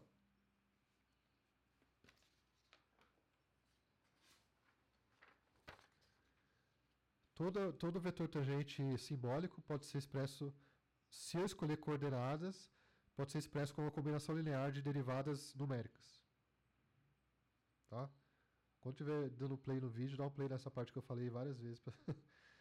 E o que acontece? Se você... Para compartilhar a tela, você não está compartilhando. Oi? Está compartilhando a tela não, era para compartilhar? Você estava vendo até... Não, agora eu estou vendo o senhor. Mas só depois, agora... Na hora que parou para procurar a caneta e... Ah, tá. Mas a discussão com o Kleber ainda estava, né? Sim, sim. Tá, peraí. É que eu coloquei a pasta em cima do teclado. Beleza. Beleza, então a gente tem que todo vetor tangente simbólico pode ser expresso em coordenadas como combinação linear de derivadas operadores diferenciáveis em termos numéricos, né? Esse RI é o numérico, é o máximo de numérico que você pode chegar, é esse RI aí. E a gente viu isso, então vamos resumir isso aí. Resumir e acabar a aula. Então o resumo é o seguinte, o resumo da ópera é, se eu tiver o alfa de 0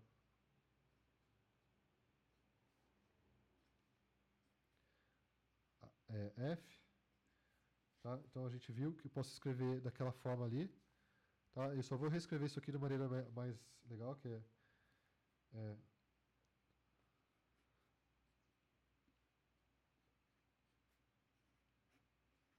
conclusão, né? De toda aquela contaiada lá. Ok? E olha a diferença do que eu estou escrevendo. Aqui eu escrevi assim, ó. F bola. Aqui eu tirei o F bola aqui, eu tirei fora. Agora é o operador. Tá? Então esse é o operator.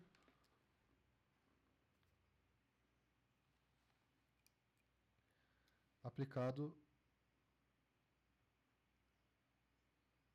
para essa extensão aqui, ó.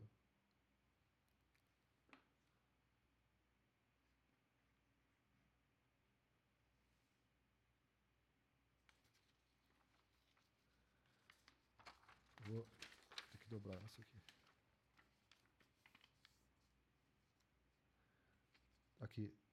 Então eu fiz a conta lá, chegou nisso. Então eu pego esse cara aqui, como eu tenho esse somatório e eu posso pegar como se o operador fosse esse cara aqui e eu tiro esse aplicação aqui para fora do somatório. Percebeu? A gente chama então esse cara aqui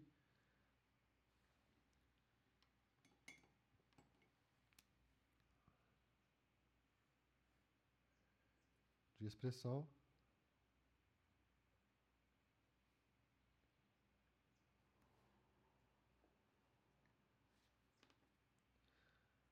Do vetor. Como se fosse projeção, né? Numa foto. Projeção no sistema de coordenadas. Mas não é uma projeção especificamente de diminuir a dimensão. É de, sei lá, necessariamente de diminuir a dimensão, porque a gente mantém a dimensão. Se a gente olhar a dimensão intrínseca, só voltando aqui, a dimensão intrínseca aqui não é 3, é 2. Então, na verdade, a foto está indo de R2, se for uma superfície, para R2. Então, no fundo, esses caras aqui não são projeções. Mas, na verdade, se eu incluir que isso aqui está no R3, então vai de 3 para 2. Então, esses caras que são mapas de coordenadas também são projeções, se for interpretado dessa forma. Então, você pode também interpretar como se fosse uma projeção aqui se eu tivesse se eu pensar no espaço ambiente implícito ali, no espaço extrínseco implícito, como se fosse uma projeção. Então é uma projeção ou uma expressão do vetor tangente.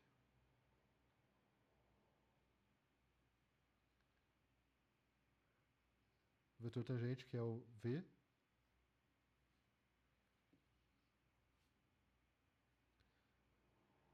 Em coordenadas.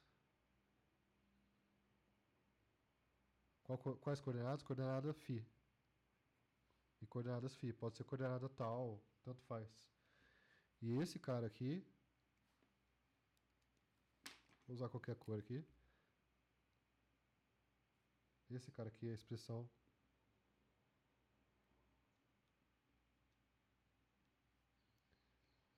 em coordenadas φ, ok? Então eu tinha um negócio simbólico que era, eu posso escrever isso aqui como se fosse V de F, lembra? Eu defini que esse símbolo é a mesma coisa que esse antes. Então eu posso escrever como se fosse V aplicado a F, é como se fosse V aplicado a F, simbólico.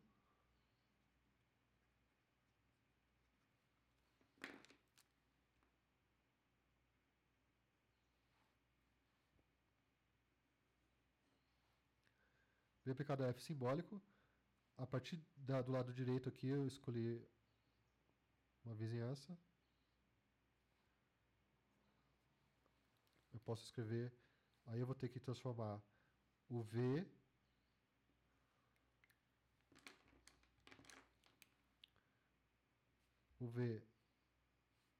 em numérico e o F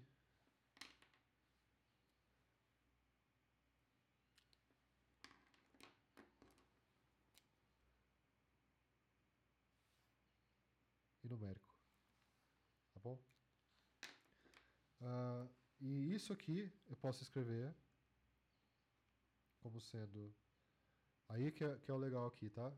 É mais familiar pra gente. Então a gente, só desdobrando aqui, a gente tinha essa notação aqui. Porque conceitualmente a gente consegue pensar melhor assim. Tá? Então pra gente pensar mais fácil, com del xi,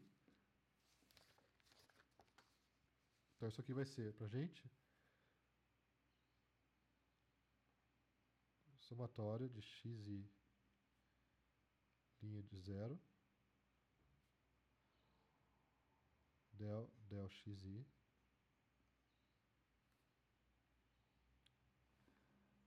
aplicado aonde? Vou até fazer assim, em M. E isso é um operador aplicado aonde? Quem fala aqui, entra aí. Aplicado em?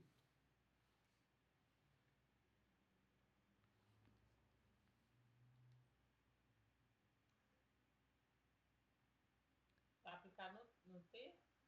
Aqui, ó. Del xi, se eu escrever só del xi, Ah, sim, tá no F. F. E aqui eu só fiz uma combinação linear, então tá no F ainda. Ah, sim.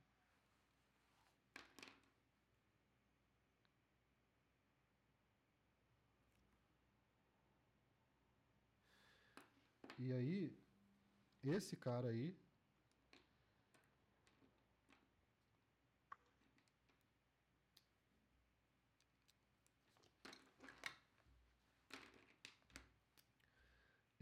aqui,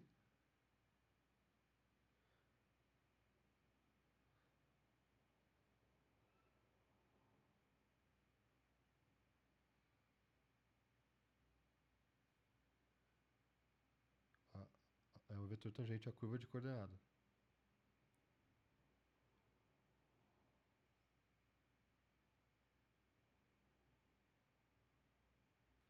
Como a gente chama a curva de coordenadas?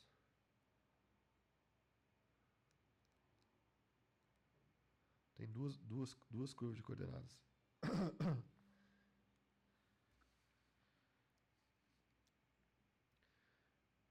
Então, eu vou fazer uma puxada para cá. Tem duas curvas de coordenadas. Curva de coordenada, eu tenho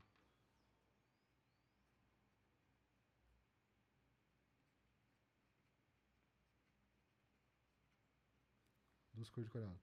Uma delas é o que a gente viu, é o xi de t, certo? Então, o xi vai dar, geralmente ele vai dar variedade em Rn, só que aqui eu abuso da notação e componho ele com o alfa, então ele fica o xi de t, tá? Ou eu posso ver assim, ó, como se fosse o alfa de xi. Isso aqui que na verdade quer dizer o quê? Xi bola alfa de t, certo? Tá vendo que na verdade esses símbolos deveriam ser diferentes, abuso da notação mesmo. E o alfa, a outra curva de coordenadas é o alfa do xi. Essas coisas são, quiser entender bem, é dualidade, tá? Mas demora pra gente entrar nisso. Então, alfa de xi. Como seria o alfa de xi? Seria eu pegar, cadê nosso desenho?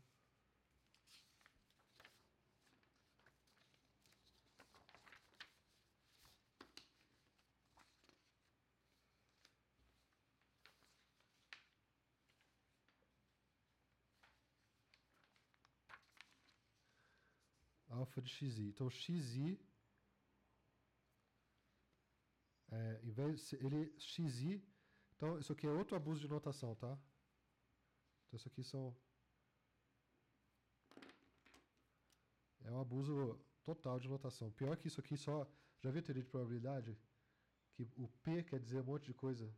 Quer dizer função de distribuição, quer dizer distribuição de probabilidade, quer dizer medida de probabilidade, um monte de coisa. Acho que só isso que é pior do que esses abusos aqui. Que o alfa de xi, então o xi ele não era uma função de t, agora ele é um número real, porque o alfa não é aplicado a t, então eu vou usar o xi como t. Só que quando eu falo só o xi, ele é uma função de m, mas ele mora onde? Ele mora no x1 até xd. Ele mora no rd. Então você pega só o xi, certo? Eu vou ter o quê? Isso aqui, essa curva aqui, pode ser expressa em coordenadas como sendo o x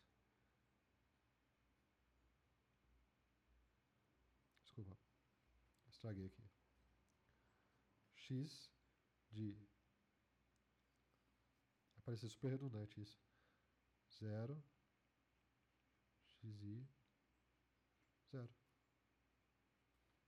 Tá, que é a mesma coisa que eu fazer φ menos 1.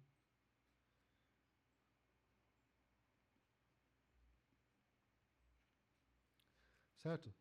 Então, essas funções,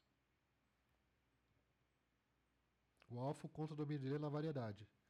Então, eu só peguei aqui, eu tenho o x, né? Esse x aqui, x, ele pega n números e leva na variedade. Aí eu só fixo todos eles e vario um deles só, derivado parcial, né? A primeira coisa que você faz para fazer derivado parcial é isso. Você fixa, você tem n variáveis, ou d variáveis, eu fixo todas elas em 0,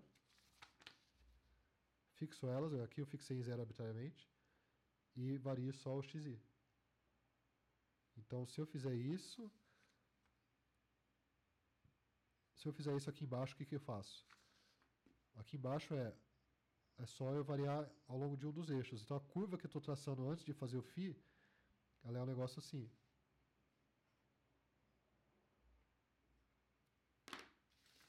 Ai, caralho.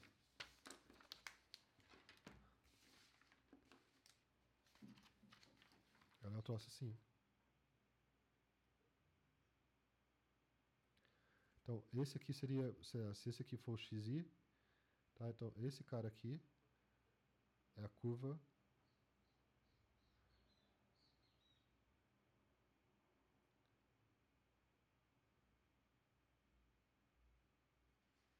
concorda? E agora eu faço o φ dele, então isso aqui é o número real. Então, de certa forma, é o número real, só que eu coloquei ele embutido ali no monte de coordenadas. Eu faço a φ, eu tenho uma curva. Então, esse alfa de xi agora é eu pegar uma dessas coordenadas aqui e entortar ela e colocar ela na superfície. Tá bom? E o alfa de xi vai ser...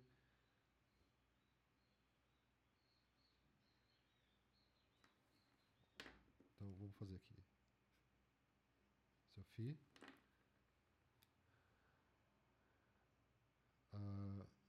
Eu pegar esse xi e entortar aqui. Concorda?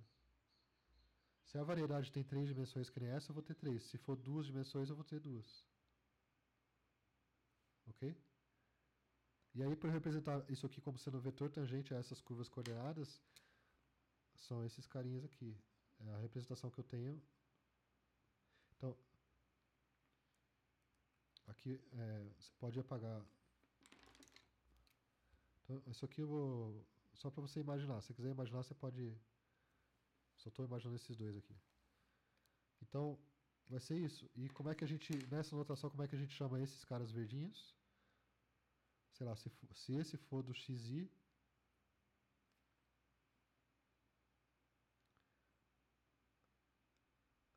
Então, assim, se eu tiver um pontinho aqui, eu posso ter um ponto, né? Seria o quê? Seria o...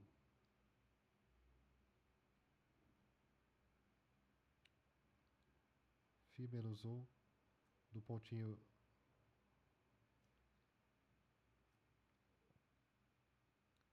Sei lá, o versor aqui. I, tá? Seria da base canônica. Então aqui seria φ menos 1, a uma unidade aqui, a uma unidade daqui, seria φ menos 1 de E1, tá? Que E1 é o quê? 0,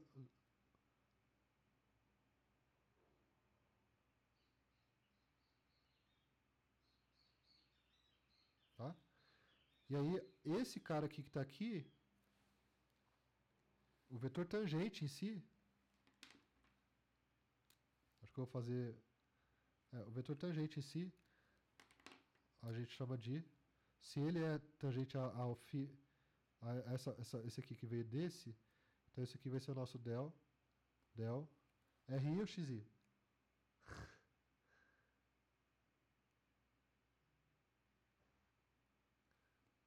RI? Não. RI é quando a gente está... RI é no numérico. Ah, tá. Aqui ainda não é numérico. Achei aqui é simbólico, aqui é numérico.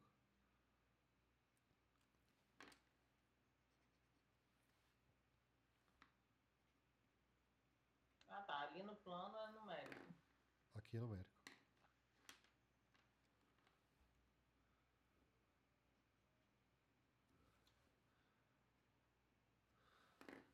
Bom, então, tudo que eu trabalho aqui no R2, nessa teoria, a gente usa o XI porque é o intuitivo, que a gente sempre está trabalhando no que a gente quer que mapeie para que a gente já está com o intuitivo, que é o del XI. Tá, então a gente deixa o XI para lá. E aqui, se a gente tivesse uma derivada parcial lá, seria RI, só para ficar claro. E esse versor aqui, eu chamei de E1, né? Mas o E1 nada mais é que eu posso pensar também como sendo del R1.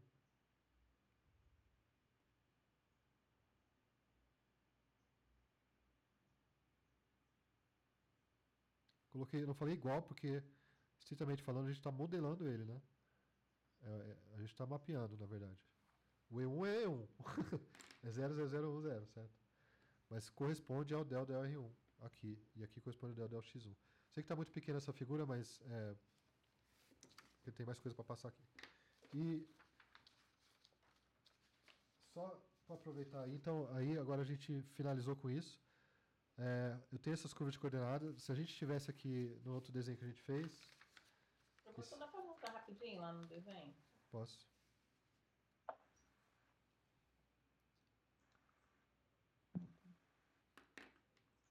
Foi. Tá.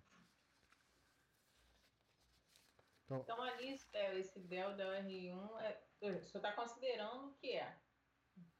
Isso. Não tem nenhum cálculo, nada. Você está assumindo que seria isso. Não, tem o cálculo... Eles correspondem aqui, tá? A explicação já está dada. Esse del XI... Tá?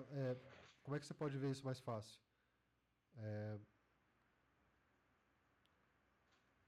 Você pode abrir um pouco e pensar um pouco melhor aqui e se convencer um pouco mais desse mapeamento.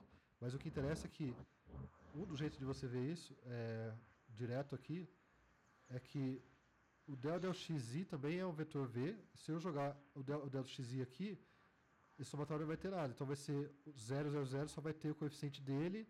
Esse somatório aqui vai ter esse coeficiente XI, tudo XI', né? XI' tudo só nele e o resto zero. E o XI', não o XI, o XI', para quando eu caminho ao longo dessa curva aqui, quando eu tiro o XI', né? Como se fosse o XI' aqui, mas vai ser o RI', né? Como se fosse isso. O XI', ele vai ser... Se eu derivar esse cara aqui de cima, eu vou ter esse cara aqui de baixo.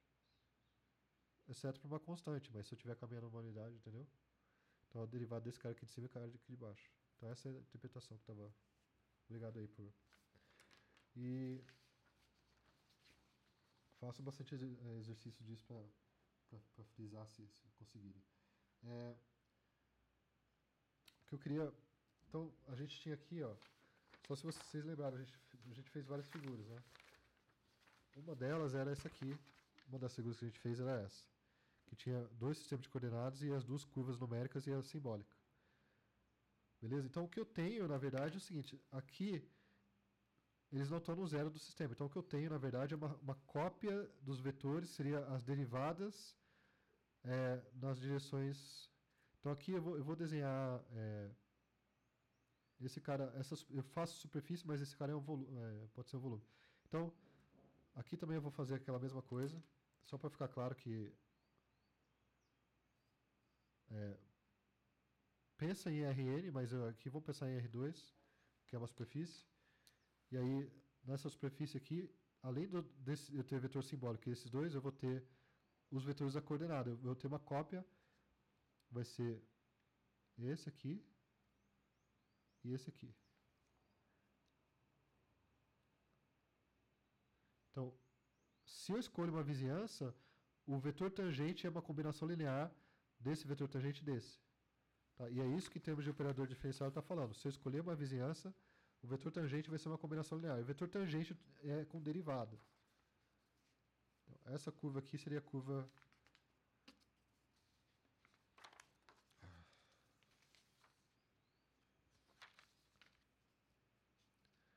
Essa aqui é como se fosse a curva xi, né? Seria aquele... Esse aqui, ó, a curva... Na verdade, a curva é 0, 0, 0, xi.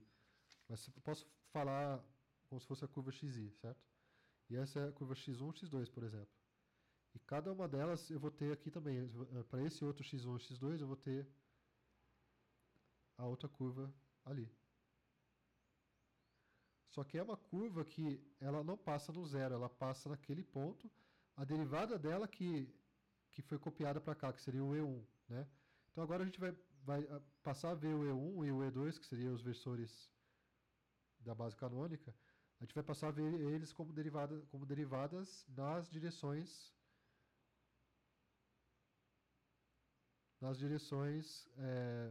do sistema de coordenadas.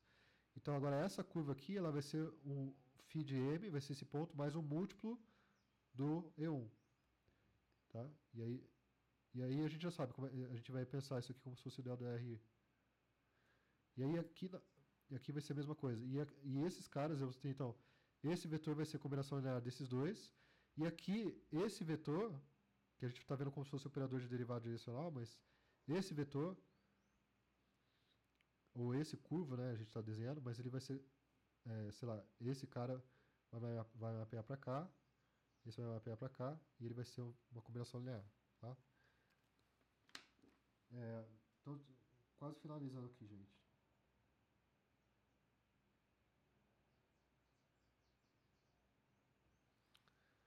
Então, outra coisa que eu queria frisar aqui é que esse cara...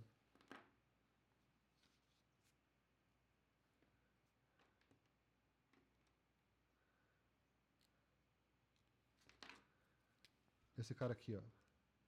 Então, eu tinha um vetor, agora eu expressei ele como del do RI. Então, o del do RI, tira esse cara aqui, só pensa que agora eu tinha um negócio que eu não sei derivar. Eu estou tentando definir essa derivada aqui, alfa linha de zero. E agora eu transformei em numérico. E isso aqui é como se fosse igual com uma curva regular que a gente já viu. Com uma curva parametrizada. Como é que é isso? Eu tinha...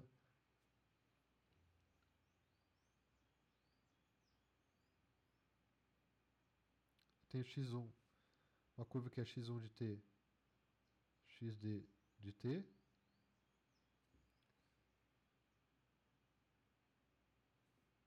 E aí, o vetor tangente, como a gente fazia?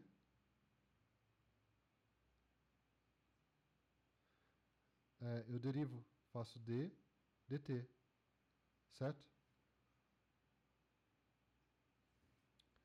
E esse vetor, eu sei que tá minúsculo aqui, gente, mas é... Até dar um zoom aqui. Então eu tenho uma curva, que é o x1 até xd de t, eu faço o vetor tangente dela. É só eu fazer o ddt, porque ela é uma curva numérica. Então eu faria o x1 linha de t até xd linha de t. Certo? Como é o nome dessa curva?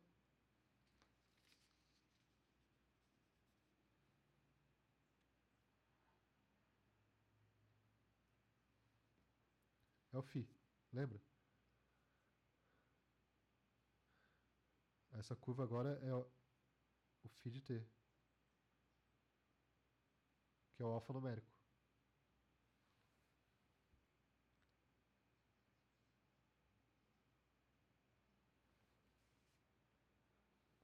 Tá bom? Então, eu estou tentando generalizar isso, que para eu tirar o vetor tangente de uma curva, eu tinha que derivar a curva. Eu tinha que fazer isso. Agora eu fiz uma coisa parecida, que para eu generalizar isso aqui, eu tive que ver que esses caras, na verdade, são operadores diferenciáveis, ou seja, que esse vetor tangente serve para eu derivar uma função que está aplicada na curva. E se eu fizer isso, as coordenadas desse vetor, desse operador, na base de operadores de derivados parciais, as coordenadas vai ser igualzinho que eu tinha antes de simplesmente derivar cada coordenada que eu tinha antes. Tá bom? Então essa é, assim, para amadurecer isso aqui é uma jornada, tá, gente? Então acho que já avançamos bastante. O que eu queria para vocês ir embora é só... Acho que eu nem... Só vou fazer aqui rapidamente assim. 18.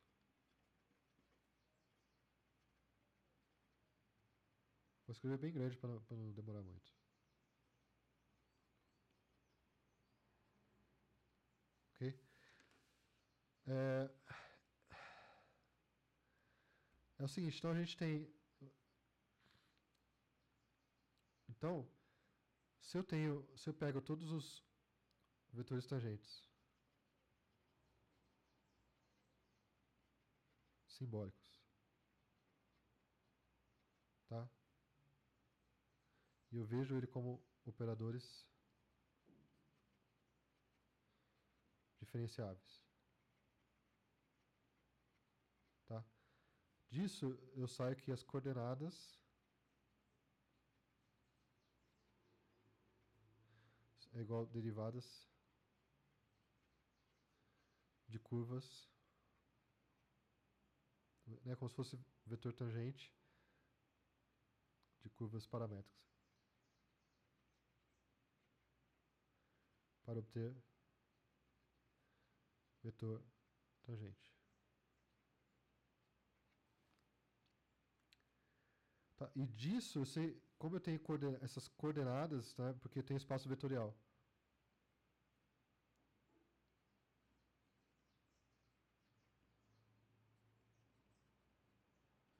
Espaço vetorial de operadores. Tá, os operadores são não lineares, né, mas assim, a função que ele está tirando a derivada é não linear, mas a operação de derivação ela é linear. E aí, então, eu tenho coordenado o espaço de vetorial de operadores. Esse espaço a gente vai chamar de del xi, del x1 até del xn. Tá, e as coordenadas vai ser os xis. Tá, então, beleza. Então, qualquer vetor tangente pode ser expresso como nessa base aqui, tá? Então, essa aqui forma uma base.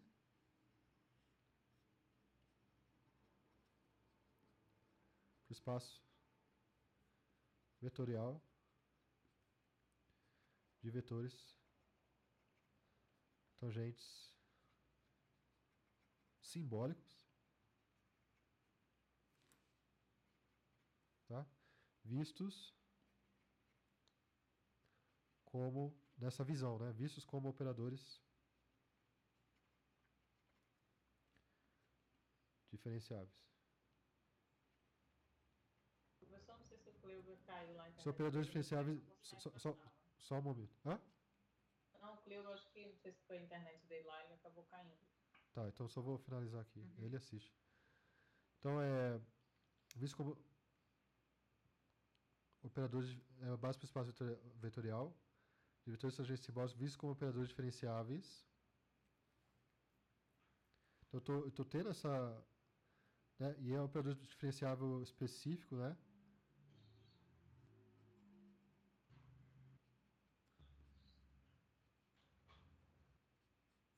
Ok?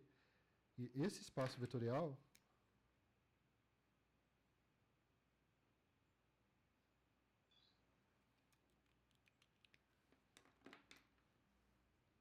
que eu tenho essa base, se eu escolher o sistema de coordenadas, eu tenho essa base. Está vendo que a base depende do x, mas o espaço vetorial não depende, esse espaço vetorial não depende da base que eu escolher, não depende da coordenada que eu escolher, tá bom? Então isso aí é uma das coisas. Se a gente mostra que não depende das coordenadas que eu escolho, ou seja, x, y aqui foram arbitrários, e se eu fizer uma mudança de coordenada para outros y, y, eu ainda vou ter a mesma coisa, então esse cara aqui chamado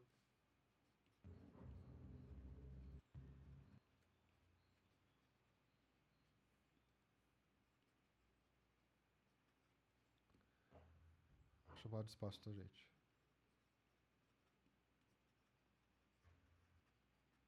Tá bom? E a representação dele é T, P de M. A gente já viu ele na notação mestra, de maneira simbólica. Tá? E o fibrado tangente, o que seria o fibrado tangente? Só para a gente ir embora.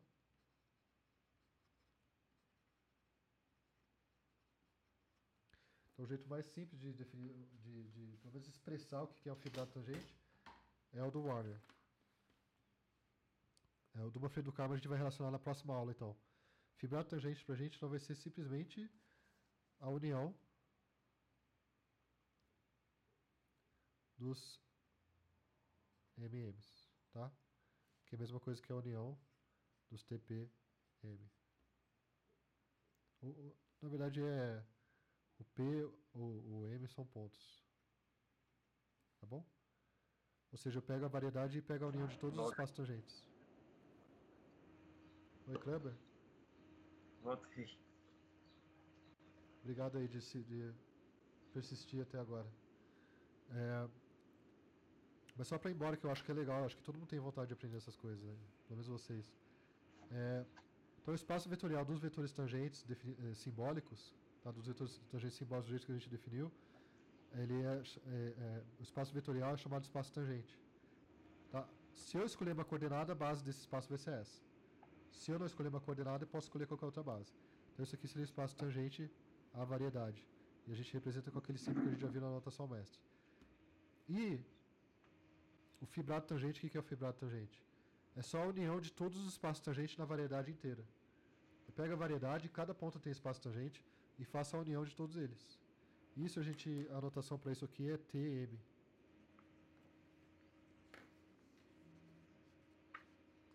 Simplesmente TM. Ou, no caso do Manfredo do Carmo, ele estava falando que era... Então você já sabe o que é o fibrado tangente, mas por que chama fibrado? Vocês sabem? Vocês já ouviram falar essa palavra? Já, né? Já. Por que chama fibrado? Aí a gente acaba a aula, não vou escrever mais não, tá? Só por que chama fibrado. Então, no Manfredo do Carmo ele usa essa notação, chama TM. E... Tá bom? Aí a história acaba o seguinte. É fibrado porque fibrado geralmente é um negócio que você pode pensar... O básico disso aqui, que ele é como se fosse um produto cartesiano. Produto cartesiano entre os pontos na variedade. Como se fosse um produto cartesiano, entre aspas, tá? M é a variedade inteira. E os vetores.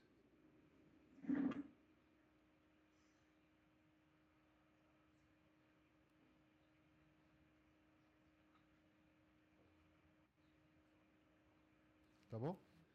Só que é um produto cartesiano também que é local, né? Localmente ele parece um produto cartesiano, globalmente ele não é. Então, se eu for escolhendo coordenadas, em cada vizinhança é como se fosse um produto cartesiano, ou seja, eu escolho um ponto na variedade M e eu escolho um vetor do espaço tangente em M. Então, espaço de pontos tangente. A gente acabou de ver ponto tangente na reconstrução 3D, né? Um ponto com uma tangente. Tá? Que é a base do que? De mecânica hamiltoniana, essas coisas de ponto e a velocidade, né? Momento. E a última coisa também que eu queria falar é... então, em termos gerais, existe também o que a gente viu no começo da aula, existe também o espaço cotangente e o fibrado cotangente. Tá? E isso nada mais é que você pode só sair com o que eu vou falar na aula de hoje. O espaço cotangente seria eu ver agora as funções definidas nas variedades, eu linearizo elas, seriam os diferenciais. Então eu tenho representações lineares dos f's, aqueles fzinhos que a gente estava tirando derivada. E aí, eles também vão ter coeficientes, né? Qualquer função, se eu tenho uma função linear, o que é? Um plano que passa pela origem. O plano que passa pela origem tem coeficientes. Os coeficientes você coloca num vetor. Então isso é chamado covetor. É um vetor, só que a gente chama de covetor, que é um vetor que está representando um funcional linear, uma linearização de uma função. Ele não está representando um vetor como sendo uma derivada de uma curva. Ele está representando uma função linear. Então isso aí seria o espaço de todos esses caras, seria o espaço cotangente. E o fibrado cotangente seria a união deles. Tá bom? E é isso, gente. Na próxima aula a gente dá uma especificada melhor um pouco e ver esse fibrado cotangente que a gente vai ver na próxima aula. É que esse fibrado cotangente, não só ele é um fibrado, que localmente ele é tipo um produto cartesiano, mas ele é uma variedade também. O fibrado cotangente de uma variedade, que é a união de todos os espaços tangentes, ele em si é uma variedade. Tá? Isso é importantíssimo também. Quem tem interesse em reconstrução 3D é que envelope também, né? Tem um negócio que chama de envelope de uma família de curvas, de uma família de superfície. Tem a ver com isso também. Então é bem legal. Beleza, gente? Tá bom por hoje? Tá, Jota. Vocês também. Obrigado, professor. Obrigado. Até mais. Até mais.